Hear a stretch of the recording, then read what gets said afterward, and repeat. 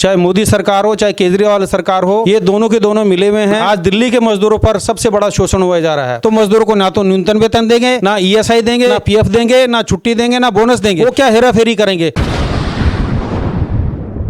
नमस्कार, मैं जय निवास कामगार इंडिया में आपका स्वागत है। इन दिनों दिल्ली दौड़ रही है, भाग रही है, लेकिन हफ्ते दिन बाद 2 दिवसीय दिल्ली को ठप किया जाएगा, चक्का जाम किया जाएगा और इसके पीछे मजदूर हित है, श्रमिक हित है। दिल्ली में 45 लाख श्रमिक मजदूर रहते हैं और इनका हित, इनका माई बाप कोई नहीं देखता। ऐसे में श्रमिक संगठन फेडरेशन मिलकर यह तय किया है कि आने वाले 28 और 29 मार्च को दिल्ली ही नहीं पूरे भारत का चक्का जाम होगा। और इसी सिलसिले में हम आपको लिए चलते हैं दिल्ली एचएमएस सेक्रेटरी नारायण सिंह के पास। वो क्या कुछ बताते हैं और क्या मसला है, क्यों ऐसा कर रहे हैं और क्यों जाम कर रहे हैं, इसके पीछे की नीति क्या है। देखिए, आज पश्चिमी जिला के अंदर जो 28-29 तारीख को देशव्यापी हड़ताल होने वाली है, उसके लिए आज 12 संगठन थे। ऑल इंडिया विशेष के फेडरेशन है, उसमें हिंद मजदूर सभा के महासचिव श्री हरभजन सिंह, C2 से अनुराग जी, एटक से मुकेश कश्यप और अन्य संगठनों ने भाग लिया। ये कन्वेंशन करमपुरा पश्चिमी जिला में हिंद मजदूर सभा के नेतृत्व में बुलाया गया था, जिसमें सभी संगठनों ने बढ़ चढ़कर हिस्सा लिया। आज जो ये कन्वेंशन करने का मकसद ये है कि आज चाहे मोदी सरकार हो चाहे केजरीवाल सरकार हो, ये दोनों के दोनों मिले हुए हैं और इनके कारण आज दिल्ली के मजदूरों पर सबसे बड़ा शोषण हुआ जा रहा है। आपको मालूम होना चाहिए कि आज दिल्ली सरकार ने एमसीडी के चुनाव से पहले केजरीवाल ने घोषणा करी थी कि जल बोर्ड के 700 कर्मचारी परमानेंट कर दिए गए हैं। लेकिन हम पूछना चाहते हैं कि आज दिल्ली के अंदर लाखों मजदूर ऐसे हैं जो ठेकेदारी प्रथा पर, अनुबंध पर कार्यरत हैं, उन्हें परमानेंट करने की कोई बात ही नहीं कर रहे हैं। इसके बारे में आपको बताना चाहते हैं कि हमारी आशा ज्योति होम, आशा किरण होम और आशा दीप होम, ये तीनों संस्थान नरेला के अंदर है, वो सोशल वेलफेयर विभाग के अंदर है, कार्यरत है। इसमें 247 हाउस आंटियाँ हैं जो 2009 से काम कर रही है। हमने केजरीवाल जी को, दिल्ली के श्रम मंत्री मनीष सिसोदिया जी को, इससे पहले हमने गोपाल राय श्रम मंत्री को ज्ञापन दिया था कि अनुबंध के कर्मचारी हैं, ये ठेके कर्मचारी नहीं है, इन्हें परमानेंट किया जाना चाहिए। हमने अभी पिछले 1 तारीख को भी हमने मनीष सिसोदिया को लेटर दिया था और गोपाल राय जी से बात करी थी। उन्होंने कहा था कि हम इनको परमानेंट करने पर विचार कर रहे हैं, लेकिन विचार करते रहेंगे, इनकी मंशा ठीक नहीं है। दूसरी तरफ आपको बताना चाहते हैं कि दिल्ली के अंदर DTC विभाग के अंदर जो ऑरेंज कलर की जो बसें हैं, उसके अंदर यूनिवर्ल्ड है और इसके अंदर यूनिवर्ल्ड के 450 हमारे ड्राइवर कर्मचारी काम कर रहे हैं। और गोपाल राय, श्रम मंत्री मनीष सिसोदिया जी और दिल्ली के मुख्यमंत्री केजरीवाल जी उनको बताना चाहते हैं कि वहाँ 450 ड्राइवर काम कर रहे हैं, उन्हें कोई भी सुविधा नहीं मिल रही है, खाली तनख्वाह के अलावा। उन्हें ना तो बोनस मिल रहा है, ना उन्हें छुट्टियों के पैसे मिल रहे हैं, ना कैजुअल लीव मिल रही है। जो भी कर्मचारी मांग की बात करता है, प्रबंधक से बात करता है, उसे गेट बाहर कर दिया जाता है।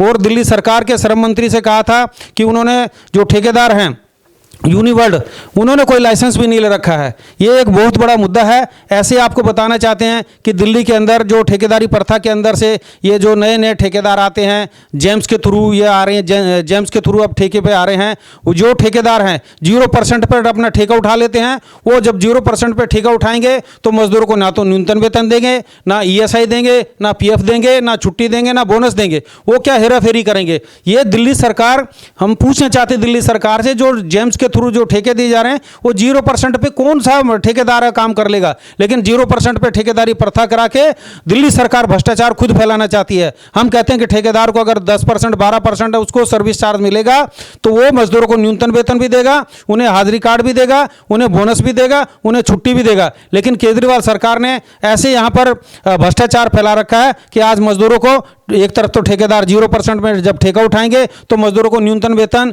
छुट्टियों के पैसे, बोनस कैसे मिलेगा। ये एक बहुत बड़ा प्रश्न चिन्ह है। आज दिल्ली के अंदर 50 लाख श्रमिक जो कार्य कर रहे हैं, हम ये दिल्ली सरकार से पूछना चाहते हैं कि आपने एक नोटिफिकेशन जारी किया था 2018 के अंदर कि जो कारखानदार न्यूनतम वेतन नहीं देगा उसे उसे 50,000 जुर्माने और 3 साल की सजा का प्रावधान दे रखा था। लेकिन हम पूछना चाहते हैं कि दिल्ली के अंदर 50 लाख श्रमिक है और एशिया का सबसे बड़ा औद्योगिक क्षेत्र भवाना है। भवाना आज खाली पड़ा हुआ है। हम पूछना चाहते हैं दिल्ली सरकार के और श्रम मंत्री केजरीवाल से, मुख्यमंत्री केजरीवाल से, कि पूछना चाहते हैं, प्रश्न चिन्ह लगाना चाहते हैं कि ये जो इतना बड़ा इंडस्ट्रियल है खाली क्यों हो रहा है? क्योंकि दिल्ली सरकार की नीतियां खराब हैं। दिल्ली सरकार ना तो मजदूरों का हित देख रही है, ना ही कारखानदारों का हित देख रही है। जबकि बाकी स्टेटों के अंदर बाकी सरकारें हैं, वहां पे उन्हें जीएसटी के अंदर छूट दे रही है, बिजली पानी में छूट दे रही है और तमाम टैक्सों में उसको छूट दे रही है, इसलिए कारखानदार वहां भाग रहे हैं। और दिल्ली के अंदर केजरीवाल सरकार ने क्या रखा है कि हम 16,064 रुपये न्यूनतम वेतन लागू कर दिए हैं। लेकिन हम पूछना चाहते हैं कि दिल्ली के किस मजदूर को न्यूनतम वेतन किसी को नहीं मिल रहा है। और श्रम विभाग की हालत तो ऐसे है कि श्रम विभाग के अंदर जो असिस्टेंट लेबर कमिश्नर की इन्होंने पोस्ट खत्म कर दी है और असिस्टेंट लेबर की पोस्ट खत्म कर दी है। तो ये पूछना चाहते हैं कि आज न्यूनतम वेतन अथॉरिटी बना रखी है, वो न्यूनतम वेतन के लिए अगर आज एक मजदूर केस लगाएगा तो उसका निर्णय 6 साल, 3 साल, 4 साल उससे पहले निर्णय नहीं होता। अगर उसका फैसला हो भी जाता है, फैसला होने के बाद वो जो जब न्यूनतम वेतन की रिकवरी जाती है तो उसके अंदर भी 3 साल 4 साल का उसका समय लग जाता है रिकवरी के लिए। और ये जब पहले रिकवरी दिल्ली सरकार के अधीन होती थी, लेकिन अब जब से दिल्ली हाई कोर्ट के अंदर से एमएम और सीएमएम चले गए हैं, तब से वहाँ पे मजदूरों के न्यूनतम वेतन की रिकवरी को कोई पता ही नहीं चल रहा है। हमने दिल्ली के श्रम मंत्री से, लेबर कमिश्नर से पीछे मीटिंग हुई थी कोरोना काल के अंदर, बताया था कि जो यहाँ से शॉप एक्ट की रिकवरी, मिनिमम वेज की रिकवरी चले गई हैं, उनके बारे में दिल्ली सरकार कोई उचित कदम उठाए, यहाँ पे सीएमएम से और उनसे वार्ता करके इन मजदूरों के बारे में हल करें। क्योंकि आज के टाइम में मजदूरों का केस में ऑर्डर हो जाते हैं तो उसकी रिकवरी नहीं होती है, या तो मालिक मर जाता है या मजदूर मर जाता है। तो ऐसे जब तक कोई उसकी सीमा नहीं रहेगी, जैसे न्यूनतम वेतन का हम केस लगाते हैं उसके अंदर अधिकारी वही 6 महीने की लिमिटेशन है, मजदूर के लिए लिमिटेशन है, लेकिन मजदूर का पैसा आने के लिए कोई लिमिटेशन नहीं है। उसके लिए चाहे 6 साल लगे चाहे 7 साल लगे, उसके लिए दिल्ली सरकार कोई सोच विचार नहीं कर रही है। इसलिए ये गंभीर मसले हैं कि आज मजदूर, अगर किसी मजदूर को तनख्वाह नहीं मिल रही है, न्यूनतम वेतन नहीं मिल रहा है, तो दिल्ली सरकार कहती है कि 6 महीने के अंदर अपना क्लेम फाइल करो। लेकिन 6 महीने के अंदर मजदूर क्लेम फाइल कर देता है तो दिल्ली सरकार और अथॉरिटी की भी अधिकार होना चाहिए कि 6 महीने के अंदर निर्णय दे, जिससे मजदूर को समय पर न्याय मिल सके, समय पर न्यूनतम वेतन मिल सके। दूसरा, दिल्ली सरकार सबसे बड़ा भ्रष्टाचार फैला रखी है। सबसे बड़ा भ्रष्टाचार दिल्ली सरकार ने फैला रखी है, क्योंकि आज किसी मजदूर को न्यूनतम वेतन नहीं मिल रहा है। फैक्ट्रियों के अंदर कोरोना काल के अंदर देखिए सरकार की दोहरी नीति देखिए। कोरोना काल के अंदर अपने वोट बैंक के कारण ये जो भवन निर्माण के कर्मचारी हैं उनको लिए 5-5 हज़ार उन्हें भेजा, हमें कोई उसका इतराज नहीं है, भेजा। लेकिन हम पूछना चाहते हैं कि जो फैक्ट्री में काम करने वाला मजदूर है, कोरोना काल के अंदर वो घर पे बैठा रहा, उसके बच्चे नहीं है, उन्हें एक भी ना तो दिल्ली सरकार ने पैसा दिया ना कारखानदारों ने पैसा दिया। तो मजदूर के साथ भेदभाव, दोहरी नीति दिल्ली सरकार क्यों अपनाना चाहती है? लेकिन दिल्ली सरकार इसलिए अपनाना चाहती है, जब कोई भी बात होती है सिविल डिफेंस के कर्मचारी भर्ती कर लेती है 18 हज़ार 19 हज़ार में, क्योंकि वोट बैंक बनाने हैं। ऐसे भवन निर्माण के कर्मचारियों का 5-5 हज़ार देके वोट बैंक की नीति अपना रखी है। अब जब एमसीडी के चुनाव खत्म हो गए तो सिविल डिफेंस के कर्मचारियों को बाहर कर दिया है, और ये जो भवन निर्माण के कर्मचारियों को जो पैसा ट्रांसफर करना था वो भी बंद कर दिया है। इसलिए दिल्ली सरकार की दोहरी नीति है। दिल्ली सरकार केंद्र सरकार के कदमों पे चल रही है। दूसरी तरफ मोदी सरकार भी कम नहीं है। मोदी सरकार झूठे आश्वासन देना चाहती है। जो मोदी सरकार ने कहा था कि हम देश के मजदूरों को, देश का विकास करेंगे, लेकिन आज पूरे देश की जो बड़ी बड़ी इंडस्ट्री हैं सब इन्होंने बड़े बड़े उद्योगपतियों को गिरवी रख दी है। लेकिन मजदूरों को अभी, आपको यह भी मालूम होना चाहिए कि अभी महेंद्र सिंह टिकैत जी ने, राकेश टिकैत जी ने अभी घोषणा करी है, आज ही घोषणा करी है। उन्होंने कहा कि ये ना सोचे बीजेपी और किसान कि जो किसान, बीजेपी की सरकार 4 राज्यों में आ गई है तो किसानों का मनोबल टूट जाएगा।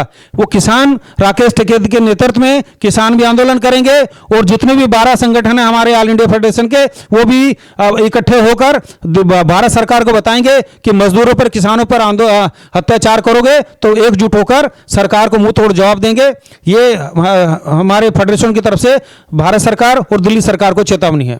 28 मार्च और 29 मार्च को देशव्यापी हड़ताल होगी, जिसके अंदर 60-65 करोड़ लोग जो मजदूर तबके हैं वो बढ़ चढ़कर हिस्सा लेंगे, क्योंकि आपको मालूम होना चाहिए कि कोई भी ऐसी सरकारी संस्था नहीं है उसमें डिफेंस के साथी हैं, रेलवे के साथी हैं, बैंक के साथी हैं, इंश्योरेंस के साथी हैं और रेलवे के साथी हैं और एयरपोर्ट के साथी हैं, सभी बढ़ चढ़कर हिस्सा लेंगे और दिल्ली सरकार और केंद्र सरकार को ये बिल्कुल बता देंगे कि जो मजदूरों पर शोषण हो रहा है, चाहे मोदी सरकार वोट के नाम पर हिंदू मुसलमान करके वोट ले ले, उससे कोई फर्क नहीं पड़ने वाला, लेकिन हड़ताल करके मजदूर बता देंगे कि जो मोदी सरकार की नीति, दोहरी नीति अपना रखी है, उसके विरोध में 28-29 मार्च को देशव्यापी हड़ताल होगी और भारत सरकार को मुंह तोड़ जवाब दिया जाएगा।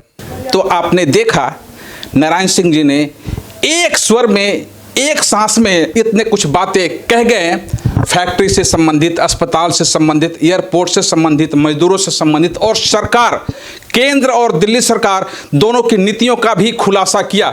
आपको क्या लगता है, ये सवाल, ये मुद्दे वाजिब हैं? अगर है तो आप भी साथ दीजिए और सड़कों पर उतरिए और सरकार को बता दीजिए कि हम एकजुट हैं श्रमिक और मजदूर हित को लेकर। दिल्ली से जय निवास की यह रिपोर्ट।